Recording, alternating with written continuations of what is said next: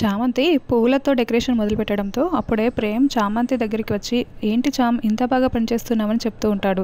చూడు, ఉదయం తెల్లవారేసరికి ఈ డెకరేషన్ అంతా పూర్తి కాలేదనుకో, 25 సంవత్సరాల ఆ పెళ్లి రోజు ఫంక్షన్ కంటే ఇంట్లో పెద్ద గొడవ జరుగుతుంది, అమ్మగారికి కోపం వస్తుంది అని చామంతి చెప్తూ ఉంటుంది. అవునా అని ప్రేమ్ అంటాడు. చూడు, ఏమీ తెలియనట్లు అవునా అని ఏదో ఓనర్ లాగా నువ్వు మాట్లాడటం కాదు, వీలైతే నాకు హెల్ప్ చేయి, అంతేకాని ఇలా మాటలు చెప్పి టైం వేస్ట్ అయితే అస్సలు చేయకూడదు, ఎందుకంటే త్వరగా పని పూర్తవ్వాలి కదా, హెల్ప్ చేస్తావా అని చామంతి అడుగుతూ ఉంటుంది. అలాగేనని ప్రేమ్ అంటాడు. అయితే ఈ పువ్వులన్నీ పట్టుకొని నా వెనకాలేరా అని చామంతి చెప్తూ ఉంటుంది. చాలా పువ్వుల కట్టల్ని తన ప్రేమ్ చేతిలో పెట్టేసి వస్తుంది. ఇక ప్రేమ్ మాట్లాడకుండా వాటిని పట్టుకుని చామంతి వెనకాల వెళ్ళడంతో చామంతి మెట్లపై వాటిని అన్నింటినీ కడుతూ ఉంటుంది.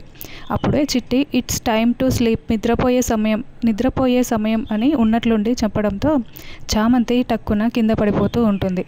అప్పుడే ప్రేమ్ చామంతిని పట్టుకుంటాడు. ఇద్దరు కళ్ళల్లో కళ్ళు పెట్టుకుని చూసుకుంటూ ఉంటే పైనుంచి పూల వర్షం కురుస్తూ ఉంటుంది. కాసేపటికి చామంతి తేరుకుంటుంది. చామంతి మళ్ళీ పనిలోకి వెళ్తూ ఉంటే అప్పుడే చిట్టి అక్కడికి వచ్చి, oh god boss, we are here to serve you అని చెప్తూ ఉంటుంది. అదేంటి, అది నిన్ను బాస్ అని మాట్లాడుతుంది అని చామంతి టెన్షన్ పడుతూ అడుగుతూ ఉంటుంది. ఓ గాడ్, మనుషులకైతే చెప్పొచ్చు, దీనికి ఎలా చెప్పను నేను అని ప్రేమ మనసులో టెన్షన్ పడుతూ ఉంటాడు. అంటే అది పగలంతా పనిచేసి చిప్ అరిగిపోయి ఉంటుంది అని ప్రేమ్ అంటే, నో బాస్ అని చిట్టి చెప్తూ ఉంటాడు.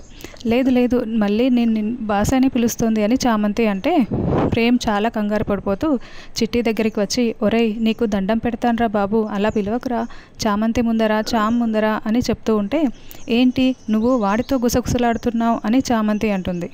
అంటే చామ్ అలసిపోయి ఉంది, వాటర్ తీసుకురమ్మని చెప్తున్నాను అని ప్రేమ్ అంటాడు. అది గుసగుసలు చెప్పాల్సిన అవసరం ఏముంది, గట్టిగానే చెప్పొచ్చు కదా అని చామంతి చెప్పడంతో, రే వెళ్ళి చామ్కి వాటర్ తీసుకురా అని ప్రేమ్ చెప్తూ ఉంటాడు. ఎస్ బాస్ అంటూ చిట్టి వెళ్తాడు. మళ్ళీ నిన్ను బాస్ అని పిలుస్తున్నాడు కదా, ఏంటిది అని మళ్ళీ చామంతి ప్రశ్నిస్తూ ఉంటుంది. అంటే వాడికి చిప్ అరిగిపోయి ఉంటుందని చెప్తున్నాను కదా, వాడంతేలే, నువ్వు పట్టించుకోకు, తెల్లవారిపోతే మళ్ళీ అమ్మగారు తిడతారు, ముందు నువ్వు డెకరేషన్ని పూర్తి చేయని ప్రేమ్ అంటాడు. సరే అని చామంతి మళ్ళీ పనిలో పడిపోతూ ఉంటుంది. అప్పుడే చిట్టి వాటర్ తీసుకుని వస్తూ ఉంటే, వీడు మళ్ళీ వస్తున్నాడు, వచ్చాడంటే మాత్రం ఈసారి నేను ఖచ్చితంగా దొరికిపోతాను అని, ఇదిగో నువ్వు ఈ పూలని కట్టేస్తూ ఉండు, ఇప్పుడే వస్తాను అని ప్రేమ్ పరుగులు పెడుతూ చిట్టి దగ్గరికి వస్తాడు. చిట్టి పని చేయకుండా స్విచ్ ఆఫ్ చేసి చామంతి కోసం కాఫీ తీసుకువస్తాడు. ఈ లోపల చామంతి పనంతా పూర్తి చేసేసి కూర్చొని ఆ డెకరేషన్ని చూసుకుంటూ మురిసిపోతూ ఉంటుంది. అప్పుడే ప్రేమ్ తీసుకొచ్చిన కాఫీ ఇద్దరు కలిసి తాగుతూ, సూపర్ కాఫీ, చాలా బాగుంది అని చామంతి చెప్తూ ఉంటే ప్రేమ్ మాత్రం చామంతిని అలాగే చూసుకుంటూ మురిసిపోతూ ఉంటాడు. ఇద్దరు కబుర్లు చెప్పుకుంటూ కాఫీ తాగుతూ ఉంటారు. తర్వాత ఇద్దరు అలసిపోయి ప్రేమ్ సోఫాలో పడుకొని ఉంటే ప్రేమ్ కాళ్ళ దగ్గర చామంతి సోఫాపై తల ఆనించి మరీ నిద్రపోతూ ఉంటుంది. తెల్లవారగానే రమాదేవి మెట్లు దిగి కిందికి వస్తూ ఉంటుంది. నిద్రపోతున్న చామంతిని చూసేసి ఏయ్ అని గట్టిగా అరవడంతో ఒక్కసారిగా చామంతి ఉలిక్కిపడి భయపడిపోతూ నిద్రలేస్తూ ఉంటుంది. చూడగానే అక్కడ రమాదేవి ఉంటుంది. అయితే అప్పటికే ప్రేమ్ అక్కడి నుంచి వెళ్ళిపోయి ఉంటాడు. రమాదేవి రాకముందే అక్కడి నుంచి వెళ్ళిపోయి ఉంటాడు. సోఫాపై తల పెట్టి మరీ పడుకున్నావు, సోఫాలో పడుకోలేకపోయావా అని రమాదేవి అరుస్తూ ఉంటుంది. అప్పుడే చంద్రిక పరిగెత్తుకుంటూ వచ్చి పనంతా చేసి అలసిపోయి పొరపాటున అని చెప్తూ ఉంటే, అలసిపోవడానికి పనంతా ఇది ఒక్కతే చేస్తుందా ఏంటి అని రమాదేవి అరుస్తూ ఉంటుంది. ఈ సోఫా ఖరీదెంతో తెలుసా, సోఫా ముందు నిల్చొని చూసే అర్హత కూడా నీకు లేదు అని రమాదేవి తిడుతూ చిట్టి అని పిలుస్తూ ఉంటుంది. ఇలాంటివి చేస్తూ ఉంటే నీకు హెచ్చరించాలని తెలీదా, చెప్పాలని తెలీదా, ఏంటి చిట్టి ఇది అని రమాదేవి చిట్టి వైపు చూస్తూ ఉంటే చిట్టి అక్కడ ఆఫ్లో ఉంటుంది. అది గమనించిన చంద్రిక వెంటనే బటన్ ఆన్ చేస్తుంది. అప్పుడే గుడ్ మార్నింగ్ మేడం అని చిట్టి చెప్తూ ఉంటే, ఏమైంది చిట్టికి అని రమాదేవి ప్రశ్నిస్తూ ఉంటుంది. పని చేసి మరమనిషే అలసిపోయి ఉంటే ఇక చామంతి అలసిపోతుంది కదమ్మా చంద్రిక అంటుంది. ముందు ఈ సోఫా మార్పించు అని చెప్పి రమాదేవి డెకరేషన్ మొత్తం కూడా చూస్తూ ఉంటుంది. ఎలా ఉందమ్మా అని చంద్రిక అడగడంతో, అప్పుడే ఫినిష్ చేసేసారా అని రమాదేవి అంటుంది. వాళ్ళు రాత్రి వచ్చి మొత్తం ఫినిష్ చేసేసారమ్మా అని చంద్రిక చెప్తూ ఉంటే అప్పుడే వాళ్ళు అక్కడికి వస్తూ ఉంటారు. దాంతో చంద్రిక చామంతి చాలా టెన్షన్ పడుతూ ఉంటారు. రాత్రి రాలేదని మేడం గారు ఏం పనిష్మెంట్ ఇస్తారో ఏంటో అని అతను మనసులో టెన్షన్ పడుతూ మేడం అది అని చెప్పబోతూ ఉంటే డెకరేషన్ అంతా చాలా బాగుంది, సింపుల్గా చాలా బాగుంది అని చెప్పి రమాదేవి లోపలికి వెళ్తుంది. ఏంటమ్మా ఈ డెకరేషన్ మేము చేయలేదని మేడం గారికి తెలీదా అని ప్రశ్నిస్తూ ఉంటాడు అతను. మీరు రాలేదని అసలు నేను మేడంకి చెప్పలేదు, ఇదిగో రాత్రంతా కష్టపడి ఈ అమ్మాయే ఈ డెకరేషన్ని పూర్తి చేసేసింది అని చంద్రిక చెప్తూ ఉంటుంది. అవునా అమ్మ చాలా బాగా చేసావమ్మా, నలుగురు చేయాల్సిన కష్టాన్ని నువ్వు ఒక్కదానివే ఇంత బాగా చాలా బాగా చేసావమ్మా అని అతను పొగుడుతూ ఉంటాడు. మరి నేను చేసిన కష్టానికి అని డబ్బులు అని చామంతి అడుగుతూ ఉంటుంది. నలుగురు చేసే కష్టాన్ని నువ్వు ఒక్కదానివే ఇంత బాగా పూర్తి చేసావు, డబ్బులు ఇవ్వకుండా ఎలా ఉంటాను, ఇదిగో అమ్మ తీసుకో, నీకు రావాల్సిన 1,00,000 రూపాయలు అని అతను 1,00,000 రూపాయల కట్టని చామంతి చేతిలో పెడతాడు. చూడండి, నేను చేసిన దానికి 1,00,000 రూపాయలు నేను తీసుకోవటం న్యాయం కాదు. ఎక్కువ డబ్బులు తీసుకున్నా కూడా అది నా దగ్గర నిలవదు, కానీ ఇది నా అవసరం, ఇది డబ్బులు నేను తీసుకుంటున్నాను, మిగతా డబ్బులు మీ దగ్గరే పెట్టుకోండి అని చామ్కి కావాల్సిన 25,000 మాత్రమే తీసుకుంటుంది. నువ్వు నీకు ఎంత అవసరమో అంతే తీసుకున్నావంటే నువ్వు భవిష్యత్తులో చాలా గొప్ప స్థాయికి చేరుకుంటావమ్మా, మేడం దగ్గర నా మాట పోకుండా నువ్వు నా పరువు కాపాడావమ్మా, ఈ డెకరేషన్ని పూర్తి చేసి నీకు కృతజ్ఞతలమ్మా అని అతను చెప్తూ ఉంటాడు. చంద్రికమ్మ, మిమ్మల్ని ఇబ్బంది పెట్టి నేను రాలేకపోయాను అంటే వెహికల్ ఆ తర్వాత వాగు అడ్డం రావడంతో ఇలా ఇబ్బంది పెట్టాల్సి వచ్చిందమ్మా, నన్ను క్షమించండమ్మా అని అతను చెప్తూ ఉంటాడు. పర్వాలేదండి అని చంద్రిక చెప్తుంది. గార్డెన్లో మొగ్గల దగ్గర ఉన్న ప్రేమ్ దగ్గరికి డ్రైవర్ బాబు అంటూ చామంతి పరిగెత్తుకు వస్తుంది.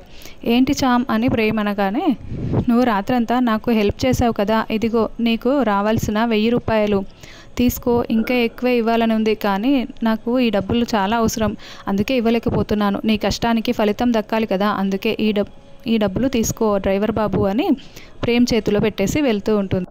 ఎలాగైతేనేం అమ్మ పాలసీ డబ్బులు కట్టడానికి నాకు డబ్బులు వచ్చేసాయి, వెంటనే ఇవి అక్కకి పంపించాలి, ఈ డబ్బుల కోసం నేను ఎంత టెన్షన్ పడ్డానో అని చామంతి అక్కడి నుంచి వెళ్తూ ఉంటుంది.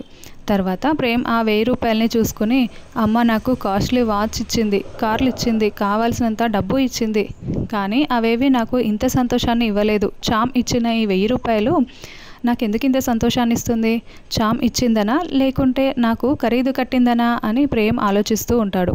కష్టానికి విలువ ఉంటుందని తెలుసు, కానీ మనసు ఇంత బరువవుతుందని మొదటిసారి తెలుస్తుంది అని ప్రేమ్ అనుకుంటూ ఉంటాడు. తర్వాత చామంతి బట్టలు సర్దుకుంటూ రాణిగారి ఇచ్చిన మణిహారాన్ని చూసుకుంటూ ఉంటుంది.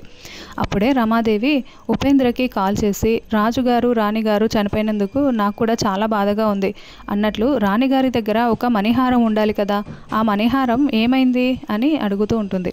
రాజుగారు రాణిగారు చనిపోయిన తర్వాత ఆ మణిహారం కోసం నేను ఇల్లంతా కూడా వెతికాను, ఎక్కడా కూడా కనిపించలేదు, బహుశా బ్యాంక్ లాకర్లో ఉండొచ్చేమోనని ఉపేంద్ర అంటాడు. ఏంటి, ఆ బ్యాంక్ లాకర్లో ఉంటే ఒకవేళ ఆ మణిహారం మన చేతికి వచ్చేదెలా, లాకర్ని తెరిచేదెలా అని రమాదేవి అడుగుతూ ఉంటుంది. ఆ లాకర్లన్నీ కూడా రాజుగారు రాణిగారు చనిపోయిన తర్వాత గవర్నమెంట్ ఆధీనంలోకి వెళ్ళాయి. ఇప్పుడు ఆ లాకర్ని తెలవాలంటే ఒకే ఒక్క దారి ఉంది, అది రాణిగారి మనవరాలి వల్లే సాధ్యమవుతుంది. రాజుగారి రాణిగారి మనవరాలు ఎప్పుడో తప్పిపోయింది కదా, అప్పుడు ఆ మనవరాలు తిరిగి వస్తే కానీ ఆ లాకర్ని తెరవటానికి సాధ్యం కాదు అని ఉపేంద్ర చెప్తాడు. అంత విలువైన మణిహారం లాకర్లో ఉంటే ఏం బాగుంటుంది, అలాంటి విలువైన మణిహారాలు నా దగ్గర కదా ఉండాలి అని తన దగ్గర ఉన్న నగల్ని చూసుకుంటూ ఇక్కడ రమాదేవి ఫోన్లో మాట్లాడుకుంటూ ఉంటుంది. అప్పుడే చామంతి మణిహారాన్ని తుడుస్తూ ఉంటుంది. అప్పుడే శ్యామల చూసేసి, ఏంటి నువ్వు మణిహారాన్ని ఇలా చేతిలో పట్టుకొని ఉన్నావు, ఇచ్చేసేయి అని లాగుతూ ఉంటుంది. అమ్మ మట్టి అంటితే తుడుస్తున్నానమ్మా, వదులమ్మా వదులు అని చామంతి కూడా లాగుతూ ఉంటుంది. ఇద్దరు ఆ హారాన్ని అటు ఇటు లాక్కుంటూ ఉంటారు. అయితే పొరపాటున అది కాస్త ఎగిరిపోయి కిటికీలో నుంచి చెట్టు కొమ్మపై పడిపోతుంది. దాంతో ఇద్దరు చాలా షాకింగ్గా చూస్తూ ఉంటారు. ఇది చాలా పురాతన హారాన్ని నేను ఆక్షన్లో కొనుక్కున్నాను, కానీ అన్నింటికన్నా ఆ మణిహారం చాలా విలువైంది, ఆ మణిహారం నాకు సొంతం అవ్వాలి అని రమాదేవి సొంతం అవ్వాలి ఫోన్లో మాట్లాడుతూ ఉంటుంది. అప్పుడే లైట్ రిఫ్లెక్షన్ అని చిట్టి చెప్తూ ఉంటాడు. చెట్టుకు వేలాడుతున్న ఆ మణిహారం నుంచి ఒక వెలుగు ఫోన్ మాట్లాడుతున్న రమాదేవి మెడపై పడుతూ ఉంటుంది. ఏంటి ఈ వెలుగు అని రమాదేవి అనుకుంటూ ఆ వెలుగు ఎక్కడి నుంచి వస్తుందా అని వెతుకుతూ ఉంటుంది. అప్పుడే చామంతి శ్యామల ఇద్దరు కూడా చెట్టుకు వేలాడుతున్న ఆ మణిహారం వైపు చాలా షాకింగ్గా చూస్తూ ఉంటారు. నాకు ఆ హారం కావాలి, ఆ మనవరాలు కావాలి అని రమాదేవి అనుకుంటూ ఆ వెలుగు కోసం వెతుక్కుంటూ వస్తూ ఉంటుంది. రాజాగారి రాణిగారి మనవరాలు చామంతియేనా అసలు?